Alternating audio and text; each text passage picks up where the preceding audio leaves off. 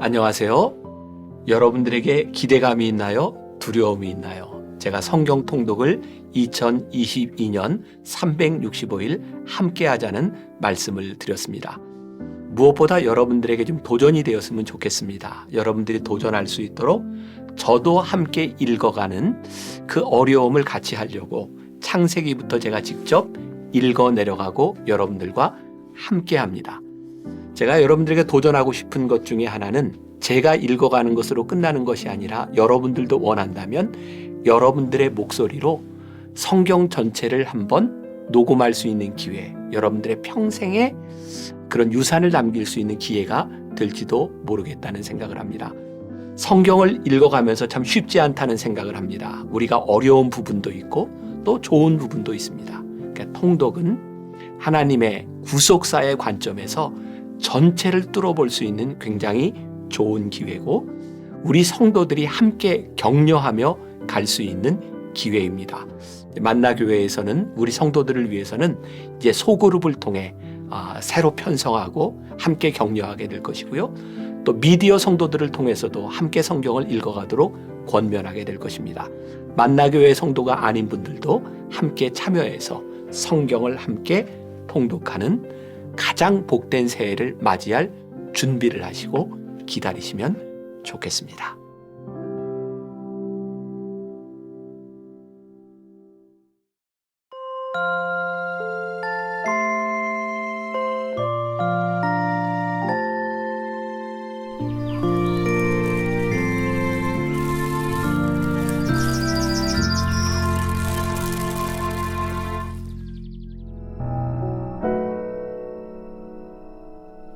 그 선한 힘에 고요히 감사여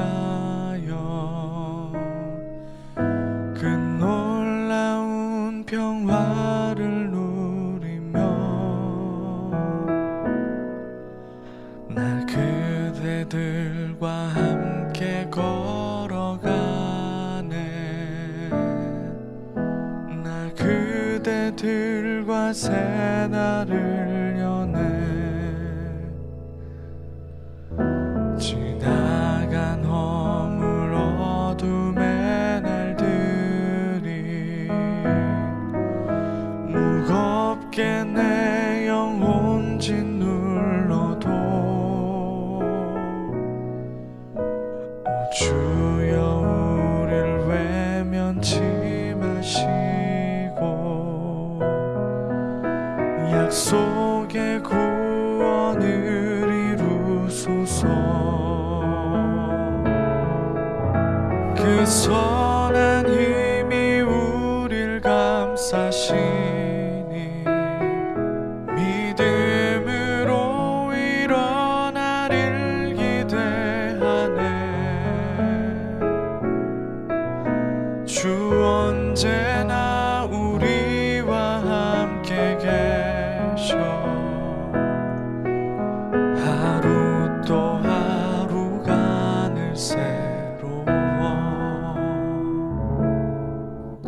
그 선한 힘이 우릴 감싸시니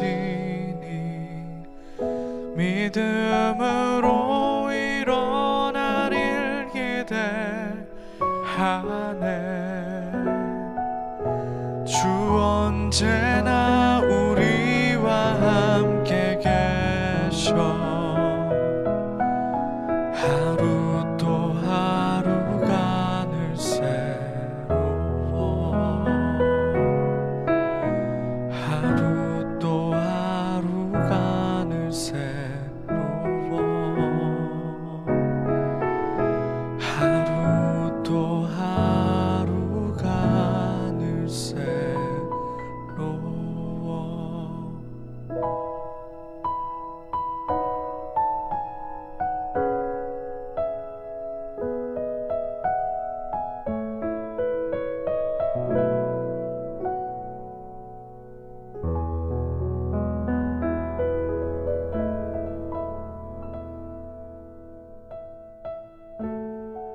새 생명을 창조하는 구속. 육에 속한 사람은 하나님의 성령의 일들을 받지 아니하나니 이는 그것들이 그에게는 어리석게 보임이요. 고린도전서 2장 14절. 하나님의 복음은 복음을 필요로 하는 마음을 창조합니다. 만일 우리 복음이 가리웠으면 불량배들에게 가리워진 것입니까? 아닙니다. 망하는 자들에게 가리워진 것입니다. 그 중에 이 세상 신이 믿지 아니하는 자들의 마음을 혼미케 한 것입니다. 대부분의 사람들은 스스로 도덕적인 양심을 가지고 있고 그 양심을 지킨다고 생각합니다. 따라서 복음의 필요성을 전혀 느끼지 못합니다. 그러나 하나님은 하나님 자신을 드러내심으로써 인간 스스로는 절대로 의식할 수 없는 어떤 필요를 그들 속에 창조하십니다. 예수님께서는 구하라, 그러면 너희에게 주실 것이요 라고 말씀하셨습니다. 하나님께서는 사람이 구하기 전에는 주실 수 없습니다. 이는 하나님께서 주지 않으시려는 것이 아니라 그리스도의 십자가의 구속과 관련한 모든 것은 오직 구해야 주시는 것으로 정하셨기 때문입니다. 오직 우리가 구할 때 하나님께서 역사하셔서 우리가 구하기 전에 존재하지 않았던 것을 창조하십니다. 구속의 내면적 실체는 항상 창조됩니다. 구속은 우리 안에 하나님의 생명을 창조하고 그 생명에 속한 모든 것들을 창조합니다. 그 생명을 창조한 구속 외에 어떤 것도 생명의 필요를 채울 수 없습니다. 이것이 바로 구속의 의미입니다. 오직 구속만이 새 생명을 창조하고 새 생명의 필요를 채워줍니다. 내가 땅에서 들리면 모든 사람을 내게로 이끌겠노라. 우리의 체험을 전파하면 사람들은 관심을 갖습니다. 그러나 구속의 필요성을 느끼지는 못합니다. 오직 예수 그리스도가 높여질 때 성령이 주님을 필요로 하는 의식을 창조합니다. 복음이 전파되는 동안에 하나님의 창조적인 구속이 사람의 영혼 안에서 역사합니다. 결코 개인 간증이 영혼을 구원하는 것이 아닙니다. 오직 성령이 역사하시는 복음이 살립니다. 살리는 것은 영이니 육은 무익하니라. 내가 너희에게 이른 말이 영이요 생명이라. 김병삼 목사의 매일 만나 365, 오늘은 12월 17일 새 생명을 창조하는 구속이라는 제목으로 말씀을 나누겠습니다. 오늘의 주제, 복음의 역사가 일어나도록. 챔버스는 계속해서 우리가 전해야 하는 것은 구속이지 체험이나 간증이 아님을 강조해 왔습니다. 오늘 묵상에서 중요한 것은 이 구속의 복음이 아무에게나 전해지지 않는다는 것입니다. 요한복음 12장 32절 말씀을 보겠습니다. 내가 땅에서 들리면 모든 사람을 내게로 이끌겠노라 하시니. 십자가에 달려 구속의 역사를 행하신 주님께서 부활하신 후에는 친히 사람들을 구원의 길로 이끄시겠다는 말씀입니다. 구속은 우리의 일이 아니라 전적으로 하나님께서 우리에게 베푸시는 은혜입니다. 우리가 복음을 전하는 것의 진정한 의미는 사람들로 하여금 구속의 필요성을 느끼도록 하는 것입니다. 복음은 필요를 느끼지 못하는 사람에게는 역사하지 못하기 때문입니다. 챔버스의 말에 의하면 대부분의 사람들은 스스로 도덕적인 양심을 가지고 있고 그 양심을 지킨다고 생각합니다. 따라서 복음의 필요성을 전혀 느끼지 못합니다. 예수님께서는 구하라, 그리하면 주실 것이요 라고 말씀하셨습니다. 이 의미를 생각해 보세요. 우리가 구하지 않으면 주님이 주실 수 없다는 것입니다. 이 말의 뜻을 오해하지 말고 제대로 이해해야 합니다. 챔버스는 자유의지에 대하여 여러 번 이야기했습니다. 하나님은 우리를 강압적인 순종으로 이끄시는 분이 아니라 우리가 스스로 자기의 의지를 내려놓고 하나님 앞에 나오기를 원하십니다.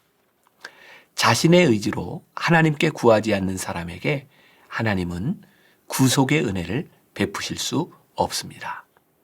잘 기억하십시오. 이는 하나님께서 주지 않으시려는 것이 아니라 그리스도의 십자가의 구속과 관련한 모든 것은 오직 구해야 주시는 것으로 정하셨기 때문입니다. 어제 묵상을 잠깐 다시 생각해 보겠습니다. 하나님께서 정하신 목적은 절대로 변함이 없습니다. 하지만 하나님께서 허용하시는 의지는 하나님 앞에서 씨름하며 얻을 수 있습니다.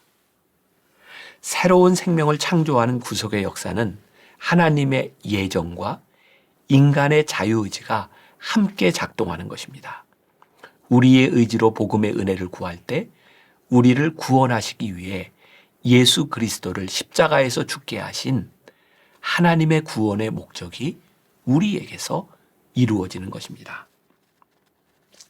이제 아주 중요한 논점으로 들어갑니다. 우리가 복음을 전할 때 가장 중요한 것은 구속의 은혜를 구하는 자유의지를 일으키는 것입니다. 이 부분 역시 챔버스가 수없이 강조했던 내용입니다.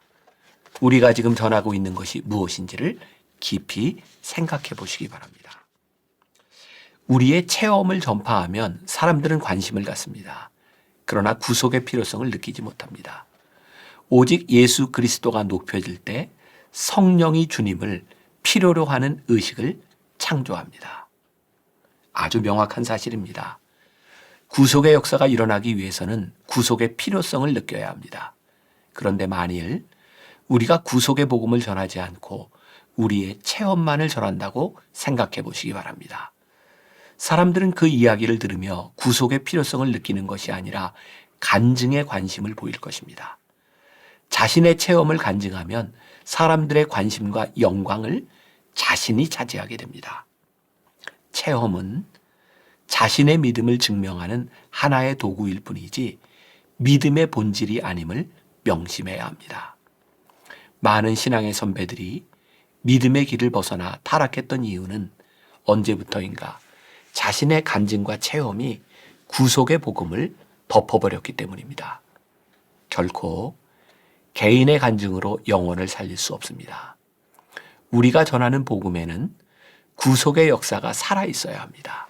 즉 하나님께서 예수 그리스도를 십자가에서 죽게 하심으로 우리의 죄를 용서하셨다는 사실이 살아있어야 합니다. 그 십자가에서 우리가 죽고 주님과 함께 다시 살아나야 한다는 사실을 명백하게 전해야 합니다. 우리에게서 새로운 생명을 창조하는 것은 우리 안에 역사하시는 성령께서 복음의 능력이 역사하시도록 하실 때 일어나는 것입니다. 구속의 참된 의미는 무엇일까요? 이것을 아는 것은 우리가 복음을 전하는 명백한 이유를 확인하는 것입니다. 우리 안에서 구속의 역사가 일어난다는 것은 우리 안에 새로운 생명을 창조하신다는 의미입니다. 옛사람이 죽고 새로운 생명이 시작됩니다. 새로운 생명이 창조되면 원하는 것이 달라집니다. 옛사람이 정욕을 구했다면 새로운 생명은 영적인 필요를 느낍니다. 구속의 은혜로 우리 안에 새로운 생명이 창조되면 구속의 역사가 일어나 새 생명의 필요를 채워주십니다. 새 생명의 필요가 채워지면 우리는 새로운 피조물이 됩니다. 새로운 피조물이 된다는 것은 영적인 삶이 시작된다는 것입니다. 하나님을 향한 선한 의지가 시작되는 것입니다. 선한 의지는 하나님과의 새로운 관계를 맺습니다. 선한 의지는 우리로 하여금 순종으로 인도합니다. 우리가 오해하지 말아야 될 것이 있습니다. 선한 의지를 가지는 것은 어떤 완성을 의미하는 것이 아니라 하나님 앞에서 씨름이 시작된 것입니다. 어제 묵상과 다시 한번 연결한다면 새로운 생명이 창조되기 전에는 우리의 의지가 하나님과 씨름하려고 합니다. 하나님의 예정하신 목적에 맞서기 때문이죠. 하지만 새로운 생명은 하나님의 예정된 목적을 이루기 위해 하나님 앞에서 씨름합니다. 세상의 악과 싸우고 자신의 의지를 포기하기 위해 씨름합니다. 챔버스가 생각하는 진정한 순종의 단계는 순종하려고 노력하지 않아도 순종하게 되는 것입니다. 단지 하나님을 가까이 하려는 의지만 살아있다면 우리의 의지로 행하는 일이 바로 순종이 될 것입니다. 이것이 챔버스가 말하는 하나님과의 친밀함입니다. 우리가 기억해야 될 한 줄 노트. 우리에게 선한 의지가 생겼다면 이제 하나님 앞에서 악한 것들과 싸우고 씨름할 용기를 가지게 되었다는 뜻입니다. 오늘 하루 이런 질문을 가지고 살아봅시다. 당신이 복음을 전할 때 그리스도의 구속이 나타납니까? 아니면 자신의 체험을 전하며 자신을 드러내려고 합니까? 우리가 전하는 것은 오직 구속의 복음입니다. 기도하겠습니다. 오늘은 복음을 전할 때 우리가 어떤 사람이 되어야 하는지를 말씀하고 있습니다.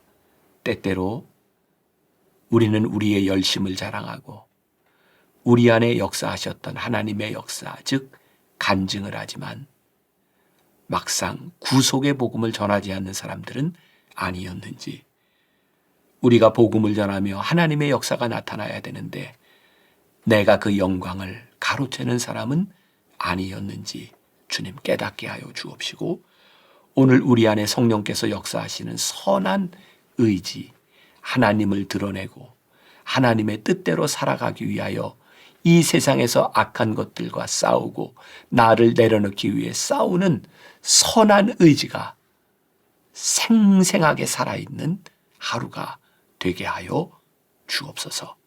하나님과 씨름하는 사람이 아니라 하나님 앞에서 씨름하는 귀한 한 날이 되게 하여 주옵소서. 예수님의 이름으로 기도했습니다. 아멘.